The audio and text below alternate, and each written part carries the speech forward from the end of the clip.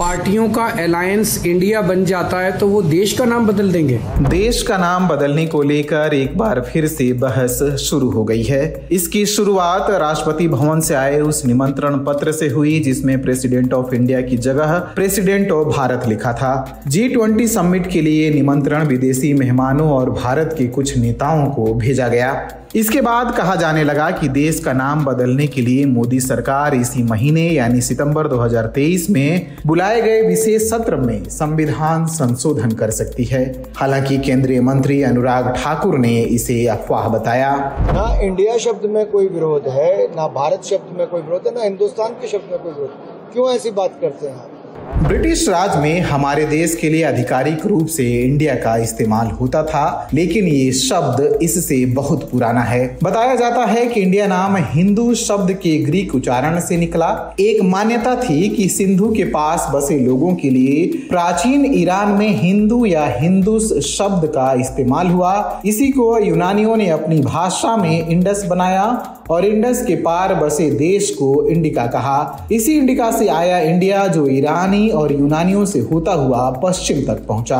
वहीं भारत नाम का जिक्र हमारे प्राचीन ग्रंथों, विशेषकर विष्णु पुराण और मार्कंडेय पुराण में आता है। कई भाषाविद और इतिहासकार ये भी मानते हैं कि सिंधु के इलाके में रहने वाले लोग जो अग्नि के उपासक थे, भरत कहलाते थे। उन प्राचीन निवासियों के नाम पर इस देश को भारत कहा जाने लगा। वैसे लोकप्रिय मान्यता है कि राजा दुष्यंत के पुत्र भरत के नाम पर इस देश का नाम भारत पड़ा। जवाहरलाल नेहरू भी अपने डिस्कवरी ऑफ इंडिया किताब में इस कहानी का जिक्र करते हैं। हमारे संविधान में लिखा है इंडिया दैट इज भारत, यानी इंडिया जो कि भारत है। साल 2020 में इसे बदलकर भारत करने की मांग करते हुए एक याचिका सुप्रीम कोर्ट में दाखिल हुई, लेकिन तब के चीफ जस्टिस एस.ए. बोबडे की अध्यक्षता वाली 3 सदस्यीय बेंच ने याचिका को खारिज करते हुए इस मामले में दखल देने से इनकार कर दिया। अदालत ने कहा कि संविधान में पहले से ही भारत का जिक्र है। हाँ, कोर्ट ने ये जरूर कहा कि याचिकाकर्ता इसके लिए सरकार के सामने अपनी मांग रख सकते थे।